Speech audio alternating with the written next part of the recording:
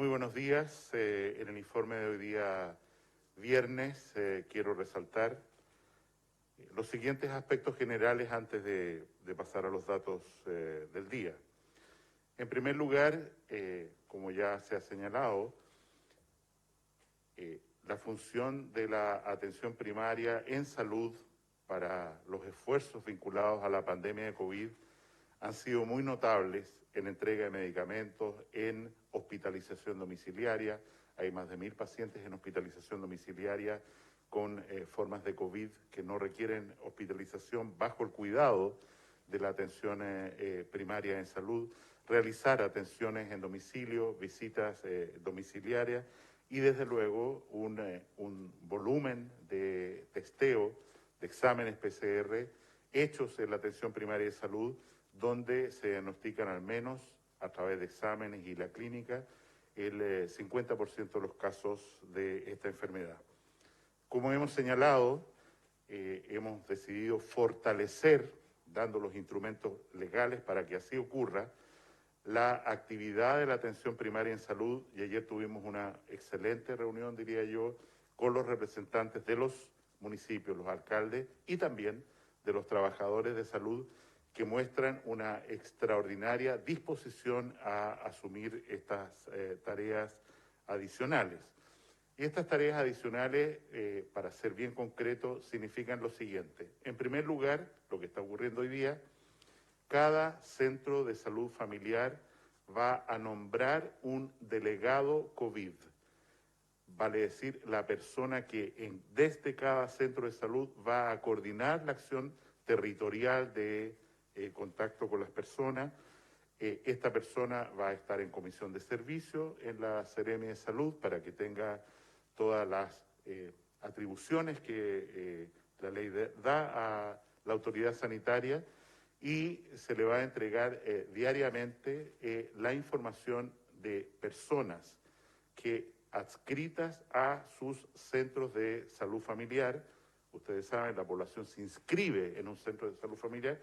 Entre esas personas inscritas en ese lugar o en otro centro de salud, quienes han sido contactos estrechos de alguien que está identificado como un caso COVID, para ir a buscarlo, invitarlo al consultorio, ver cuál es la situación de síntomas, hacer el examen de PCR y generar las políticas de cuarentena en domicilio o utilizando la capacidad de las residencias sanitarias, que, como ustedes saben, está aumentando en forma muy importante. Asimismo, en el primer criterio, que es pacientes hospitalizados por COVID, los más graves, ¿quiénes son sus contactos estrechos? Atención primaria de salud, por favor, haga testeo, seguimiento, aislamiento de esos contactos estrechos. Vamos a pasar la próxima semana a una etapa más grande, en el cual no vamos a dar la información o la indicación de seguimiento solo de los contactos estrechos de pacientes hospitalizados, los más graves, los más contagiantes de COVID, sino también de casos que tienen la enfermedad sin necesidad de estar hospitalizados, para amplificar este seguimiento, este testeo, este aislamiento, eventualmente el traslado a residencias sanitarias. También durante la próxima semana se va a implementar progresivamente, pero esperamos que sea la norma general a fines del mes de junio, el testeo de PCR mediante el uso de muestras de saliva.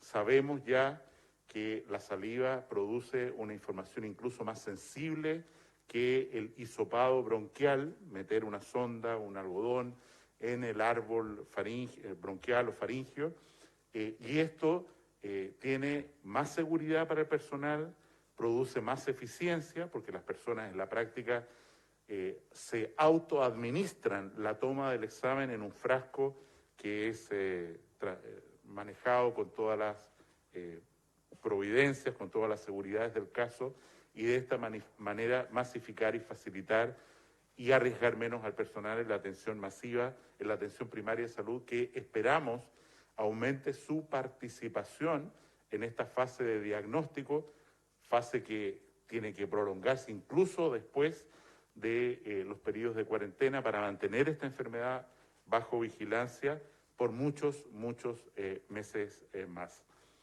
Como contraparte, insisto, los representantes de los trabajadores y de los municipios, habiendo señalado ya su disposición y entusiasmo, diría yo, por participar de este trabajo, lo agradecemos sinceramente, han solicitado algunas ayudas en términos de recursos financieros, contratación de personal, contar con vehículos para visitar a las personas que se requieren, todos elementos que han sido comprometidos por el subsecretario de Redes Asistenciales, don Arturo Zúñiga, y algunos ya se estaban entregando, vamos a entregar más, para que efectivamente esta misión se cumpla de forma muy eficaz.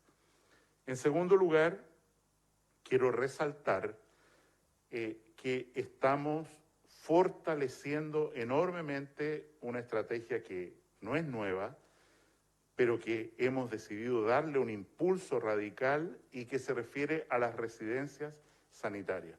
Las residencias sanitarias son lugares donde las personas no están clínicamente enfermas o tienen síntomas muy leves, pero están contagiadas por coronavirus y es necesario apartarlos del lugar donde ellos residen habitualmente para frenar los contagios que ellos pueden producir a terceros. Hoy día tenemos más de 11.000 cupos de residencias sanitarias ya comprometidos. Estamos usando esta estrategia muy crecientemente, masivamente en las regiones más afectadas, sobre todo la región de Valparaíso, donde queremos prevenir un aumento del número de casos, y en la región metropolitana, y extendiéndolo de luego a todo el país. Pero tenemos avances muy concretos, según hemos comprometido, con 11.631 cupos en residencias sanitarias al día de hoy, por supuesto, la mayoría de ellas concentradas en la región metropolitana. Lo tercero que quiero señalar, y a lo que se va a referir con más detalle la subsecretaria doña Paula Daza, es que nosotros seguimos informando un número creciente de fallecidos todos los días, y esto en una parte significativa se debe a la incorporación de un nuevo criterio. Sin embargo, hemos acordado que hoy día sea la última oportunidad en que diferenciamos fallecidos como de acuerdo al criterio antiguo, al criterio nuevo, porque nos parece que esto induce a confusión. La probabilidad de que una persona que informamos al agregar el criterio nuevo, vale decir que todavía tiene pendiente una confirmación de su condición, en realidad sabemos que la inmensa mayoría de ellos va a ser confirmado como casos COVID verdaderos, y si hay algún caso en que se haya notificado estadísticamente esta materia, se corregirá, se restará, pero creemos sinceramente, de acuerdo a los análisis que hemos efectuado, que esto es mucho más una excepción muy rara, y que el informe de los fallecidos de cualquier carácter que tengamos todos los días son fallecidos auténticamente vinculados a coronavirus o causados directamente a través de una forma de neumonía grave o cualquier infección, cualquier inflamación de esa naturaleza por coronavirus. Pasamos entonces con estas aclaraciones a el informe diario, para lo cual dejo en primer lugar a la subsecretaria, la doctora Paula Daza.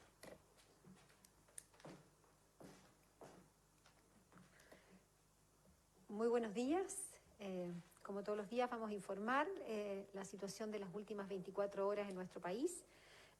Sigue siendo la situación crítica con respecto al número de casos.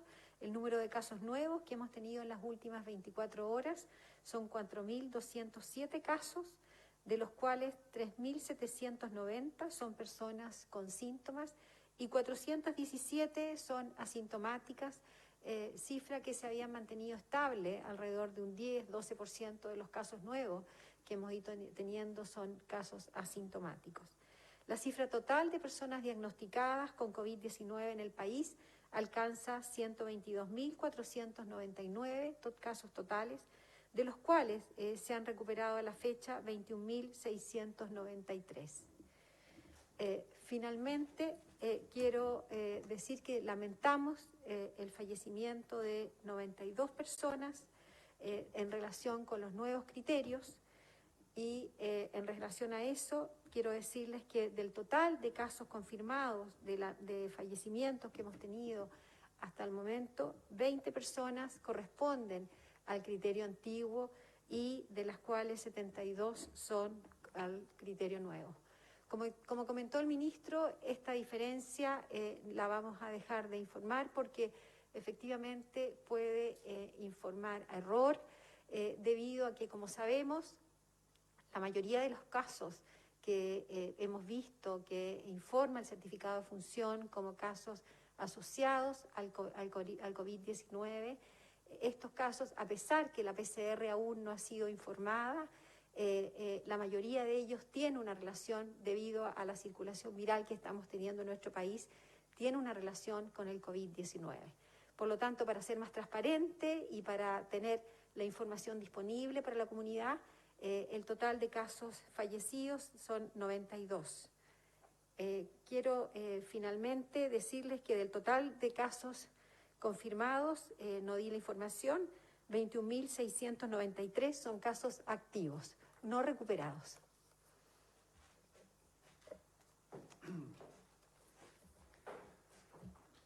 Buenos días. Antes de comenzar con la segunda parte del informe, queremos lamentar el fallecimiento de Cristian Espinosa Mesa, trabajador del Hospital de Talagante, quien murió por una enfermedad, una neumonía compatible con coronavirus, y al doctor Guillermo Solar Ollanedel, broncopulmonar, que tuvo una destacada labor en el Servicio de Salud Metropolitano Occidente. Nuestras condolencias a sus familias, así como también a todos sus compañeros de trabajo. En cuanto a la cantidad de personas que al día de hoy se encuentran hospitalizadas en las unidades de cuidados intensivos, se registran 1.521 personas, de las cuales 1.291 están con apoyo de ventilación mecánica y 337 en un estado crítico. En relación a la red integrada, al día de hoy se encuentran disponibles 327 ventiladores, además de 400 equipos de oxigenación de alto flujo que fueron entregados durante el día de ayer a distintos hospitales, tanto de la región metropolitana como también de regiones que están teniendo un mayor número de contagios. En cuanto a la red de laboratorios, el día de ayer, en una cifra récord, se registraron 21.780 exámenes informados por laboratorios durante las últimas 24 horas, acumulando 668.556 exámenes. Por último, en relación a la cantidad de residencias sanitarias, ya se encuentran disponibles 11.631 camas, en 129 residencias sanitarias a lo largo de todo el país. Quiero enfocarme en este último punto acerca de la importancia del uso que debemos darle. Estas residencias están facultadas para poder entregar, obviamente, alojamiento, para poder entregar alimentación, y cuentan con un equipo de salud que está en permanente contacto con cada una de las personas que habitan estas residencias para saber el estado de salud. Y en caso de que alguno de ellos presente algún agravamiento de su salud, esta persona es trasladada inmediatamente a un centro asistencial. Estas residencias tienen todo lo necesario para que cualquier ciudadano, cualquier chileno pueda cumplir de forma efectiva con una cuarentena exitosa. Esto quiere decir no contagiar a sus seres queridos, no contagiar a sus vecinos, no contagiar a los adultos mayores y a enfermos crónicos, que son quienes más riesgo tienen de ser hospitalizados en caso de contagiarse. Eso es todo en cuanto al reporte del día de hoy. Cedo la palabra para poder responder sus preguntas. Muy buenos días. Subsecretario Zúñiga, hoy día conocimos la información de que su chofer se encuentra hospitalizado por síntomas relacionados con COVID-19. En este caso, preguntarle primero claramente cuál es su situación de salud, si es que el examen PCR ya dio un resultado concluyente. También preguntarle si el chofer es a la persona que usted se refirió el día 26 de mayo cuando calificó como contacto estrecho y por eso inició su cuarentena preventiva. Si no ese es el caso, ¿cuándo habrían comenzado sus síntomas y si pretende o está pensando en tomar otra medida, por ejemplo, una nueva cuarentena? A ver, la persona efectivamente está hospitalizada desde hace ya una semana y se encuentra con todos los cuidados necesarios. Más información no se debe entregar por respeto a la Ley de Derechos y Deberes del Paciente. Pero, subsecretario, en su caso, ¿tuvo algún contacto estrecho como para usted poder comenzar una cuarentena preventiva? Lo digo porque claramente repercute en todas las personas con las que usted se relaciona. A ver, quiero ser bien claro en esto. Este caso no fue calificado como contacto estrecho mío y es por eso que se toma esta decisión, ¿ya? Esto fue evaluado por la Seremía de Salud y no está definido como un contacto estrecho. ¿Qué tal, subsecretario? Una consulta en general también. El ministro Mañalich había dicho el miércoles, cuando se anunció la extensión de la cuarentena en la región metropolitana, que parte hoy a las 22 horas, que no estaban siendo efectivos los niveles de disminución de la movilidad de la región metropolitana. Según un estudio de la Universidad de Chile, entre un 15 y 20% nomás se ha reducido en las comunas más vulnerables. ¿Va a haber una reducción de permisos, como se había indicado este miércoles, que habían dicho que tenía que ser más estricta la entrega de estos? ¿Se van a reducir para la próxima semana? Y si no, ¿cómo va a ser más efectiva esta cuarentena durante esta semana? ¿Qué va a ser la diferencia? Cedo la palabra para responder la pregunta. Respecto a la pregunta anterior, el subsecretario efectivamente se hizo un examen de PCR, ese resultado fue negativo. Y respecto a lo que se pregunta en este momento, en la reunión que tenemos con el presidente de la República, efectivamente se tomó la decisión de primero fiscalizar mucho más intensamente desde ahora, no desde hoy día en la noche, ya se partió hace 2 días, el cumplimiento de la cuarentena muy particularmente en la región metropolitana, dado el número de casos, y la subsecretaria Martorell ha señalado que está reduciendo el número de permisos a otorgar. Entiendo que ella se va a referir a este tema durante el curso de hoy y lo dejo pendiente entonces para su vocería. Ministro, muy buenos días. Ayer quedó de cierta forma pendiente la respuesta o la conversación que usted iba a tener con el director de Espacio Público, Eduardo Engel, con respecto al estudio de fallecidos, una cifra obviamente siempre sensible de conversar, pero importante de aclarar. Él dice que se quedó con la sensación de que usted quedó convencido de que el estudio es válido, lo cual obviamente ratificaría este número de 712 personas que no estaban siendo contabilizadas. ¿Cómo se dio ese diálogo y finalmente con qué conclusiones se queda? Efectivamente tuvimos una conversación muy seria y prolongada. Le agradezco mucho el tiempo a don Eduardo Engel. Anoche, cuando él terminó sus actividades académicas sobre este tema, él me explicó latamente la metodología que habían usado para este estudio, y que a mí me parece, después de la explicación que él me señaló, es una metodología válida. En ese contexto lo que este estudio señala es que si ellos proyectan, de acuerdo a variables históricas de últimos 7 años, cómo ha progresado el número de fallecidos, ajustados por edad, por población, por diferentes criterios, semana a semana, se encuentran, ¿no es cierto?, voy a decir esta cifra, con un exceso de fallecidos no explicados del orden de 700 personas. A la pregunta, ¿cuál podría ser la explicación de estos fallecidos, digamos, no atribuidos a una causa? Evidentemente, él señala una parte, perdón que tome la palabra de él, por supuesto, en la confianza de la conversación de anoche, él señala básicamente que puede deberse a dos situaciones. La primera es que efectivamente haya un subreporte de fallecidos atribuidos a COVID.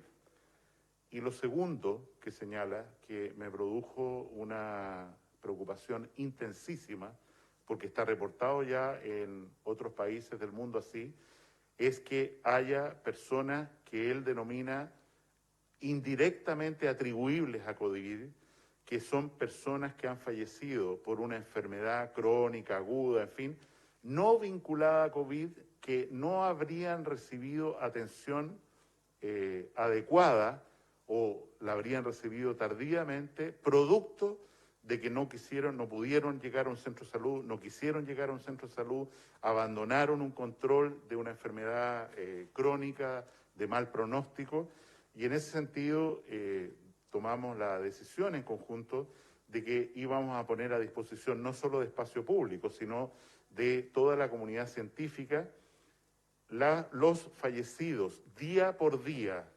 Tenemos que hacer un esfuerzo tremendo con el registro civil para lograr esta información, porque normalmente el DEIS del Departamento del Ministerio de Salud se demora mucho tiempo en reprocesar hacia atrás esta información. Lo que vamos a hacer es entregar todas las bases de datos a la comunidad científica respecto a fallecidos día por día durante los últimos 5 años, agrupados por grandes clasificaciones de CIE-10, la clasificación internacional de enfermedades en su versión 10, para que no solo espacio público, sino que cualquier investigador pueda aclarar si existe realmente este exceso de fallecidos, cuál es la causa. Quiero decirlo, o a qué se puede atribuir más claramente. Quiero decir que, insisto, la posibilidad, dado que se nos está acumulando lista de espera, que las personas están teniendo dificultades o no teniendo la voluntad de resolver problemas no vinculados a COVID, que eso se manifieste, como ya se ha señalado en otros países, en exceso de mortalidad, producto de enfermedades no COVID, o sea, muertes indirectamente relacionadas a COVID, es algo de la conversación con don Eduardo que anoche me generó una enorme preocupación, y es por eso que concordamos abrir a la comunidad científica, obtener primero, porque no es una cosa de un día para otro, pero obtener con la mayor velocidad posible esta información de las bases de datos del registro civil, e independiente de la validación o no que haya hecho el Departamento de Estadísticas para la Información de Salud, DEIS, del Ministerio de Salud, que normalmente demora mucho tiempo, dada la situación de pandemia y esta pregunta, tratar de aclarar esta situación a la brevedad. Ministro, por esa preocupación entonces se hace el cambio ahora de no informar el criterio antiguo y nuevo, porque la diferencia es bastante si hubiésemos seguido con el criterio antiguo, solo se hubiesen informado 20 fallecidos. Como hemos señalado, estos fallecidos se habrían informado de la misma manera, porque suponemos que la mayoría de ellos, ya lo señalé al principio, salvo un caso, 2 casos, van a ser confirmados a través de un PCR positivo que nosotros tomamos universalmente. Hoy día hemos reportado prácticamente 22.000 exámenes de PCR nuevos tomados en las últimas 24 horas, y este esfuerzo por aumentar y acortar, como está ocurriendo, la espera, permite identificar más rápidamente la respuesta. En el caso que hemos señalado de los fallecidos, nos parece que, dado que asumimos que toda aquella persona que está fallecida con un certificado de función que dice en alguna forma esta muerte tiene alguna relación con COVID, y que esa persona, como hacemos en Chile, se le hace a la inmensa mayoría de ellos un PCR, incluso cuando llegan en paro cardiorrespiratorio, un servicio de urgencia, es que la posibilidad de que haya un error y que en realidad sea 1 menos, 2 menos, no lo consideramos relevante a la hora de ser completamente transparentes y entregar información que además tiene un sentido de eficacia. eficacia a la hora de tomar medidas, porque si nos demoramos, como nos demorábamos antes, porque nos informábamos igual, varios días, ¿no es cierto?, a lo mejor hay una región donde, o un lugar preciso donde se está produciendo una alarma por fallecimientos asociados a COVID, y en la metodología antigua nos demorábamos 3 o 4 días en ver eso con claridad, y hoy día lo vemos anticipadamente. Y es por eso que no podemos decir que haya 2 tipos de fallecidos. Todas las personas que hemos informado, 92 hoy día, son fallecidos por o con COVID, de acuerdo a las definiciones que ha señalado la Organización Mundial de la Salud. Hola, ministro. Buenos días. Ayer le consultábamos por la situación en el Hospital Modular del Sotero del Río. Volver a consultarle al respecto, en qué situación se encuentran los pacientes y si ya se solucionaron los problemas en aquel recinto. El día de ayer se produjo un problema con la temperatura del hospital modular por una mala manipulación, según el informe que he recibido de parte de la empresa proveedora de este hospital modular. Esta temperatura ya fue corregida, pero por motivos de seguridad de los pacientes hemos tomado la decisión de mantenerlos dentro del Hospital Sotero del Río a la espera de hacer una prueba completa de que esto funcione de buena forma y de esa forma poder brindar un buen cuidado a los pacientes. Subsecretario, ¿cuándo podría estar operativo nuevamente? Apenas tengamos la certeza de que el hospital modular funciona correctamente con el objetivo, insisto, de brindar un cuidado seguro a cada uno de los pacientes. Muy buenos días, ministros, subsecretarios. Se han repetido filas en distintas comunas como San Miguel, también La Florida, de personas que llegan a las 6 de la mañana para tomar un número y luego realizarse el examen PCR, esto en centros médicos. Muchos de ellos, de esas personas que están y hacen esta fila, tienen síntomas, podrían ser contagiantes y precisamente estar contagiados. ¿Cuál es la recomendación que se realiza en estos casos para estas personas? ¿Se deben quedar en sus casas? Se lo pregunto además porque ellos necesitan la confirmación de la enfermedad para efectos de la licencia médica. Si nos puede aclarar esa situación. Como he señalado, nosotros queremos aumentar la capacidad de testeo en la atención primaria de salud y hacerlo de una manera tal que no genere colas ni... Y en ese contexto hemos implementado más y más laboratorios, si no recuerdo mal, el informe de ayer corresponde a 80 laboratorios a lo largo del país, un récord también, no solo en el número, sino en el número de laboratorios que informan. Eso permite, ¿no es cierto?, resolver más rápidamente las respuestas.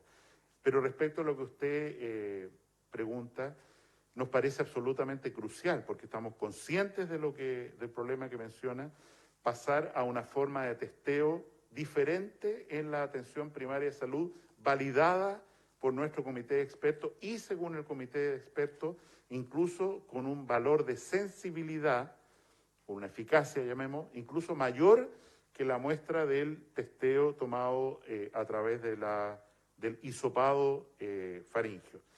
Perdonen que sea muy concreto en esto. Hoy día llega una persona, como usted dice, toma horas en un consultorio para tomarse una muestra porque tiene sospecha, porque fue contacto, en fin. Queremos que, en primer lugar, se habiliten durante la próxima semana locales, salas de espera, salas especiales, donde las personas entren, se autotomen el test, quiero decir, aquí está su frasco para la muestra, la persona que los atiende 1 por 20, no un funcionario que tiene que hacer una muestra y demorar, sino que siéntense por favor separados, 20 personas, aquí están las muestras, por favor llénenla y ustedes me perdonan el lenguaje, llénenla de secreciones, de saliva, hasta 1/3 del frasco, ciérrenla, la persona que recibe está con guantes, las etiquetas, las entrega. Esto estamos seguros, o sea, es así, va a acelerar enormemente la velocidad del proceso de toma de exámenes para que no ocurra lo que usted señala, y es el motivo fundamental por el cual queremos pasar a esta nueva modalidad de toma de exámenes de PCR.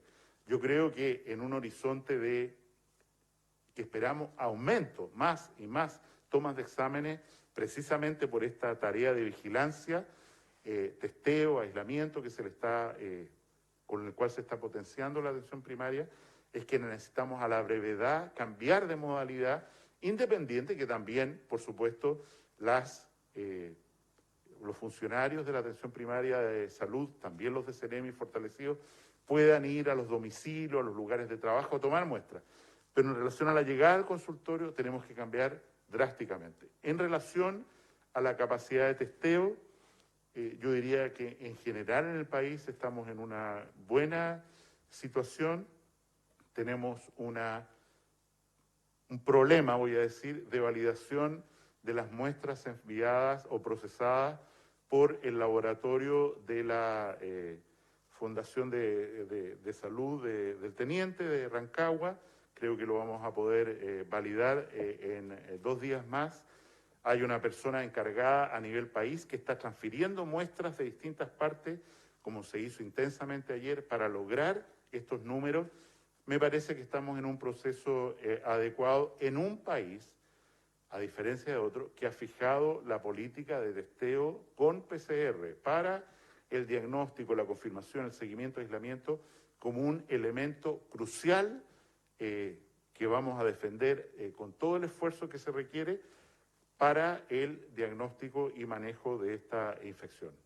Ministro, ¿y desde cuándo se va a implementar esta nueva modalidad de la que usted habla? ¿Ya la próxima semana? ¿Cuándo van a ser esos plazos? Durante la próxima semana, por supuesto, estamos adquiriendo los insumos, perdón que sea súper simple, los frasquitos, tenemos que capacitar al personal, tenemos que encontrar los lugares donde estamos empezando el invierno, la gente pueda hacerse este muestreo, que es muy rápido, en forma mucho más masiva.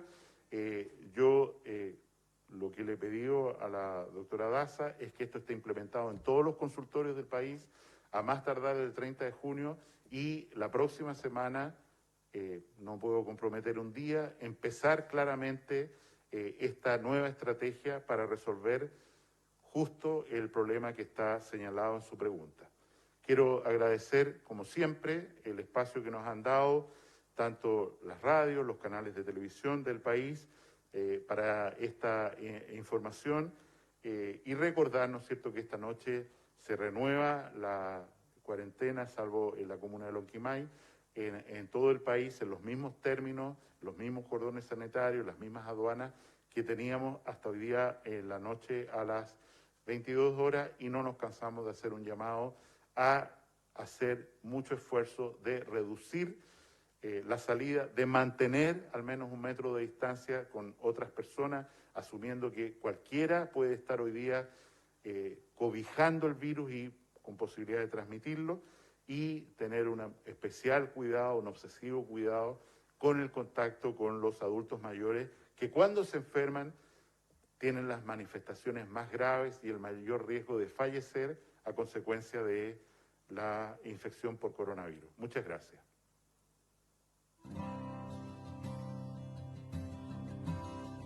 Transmitió el Gobierno de Chile. Agradecemos a los canales de televisión y radioemisoras que integraron esta red voluntaria.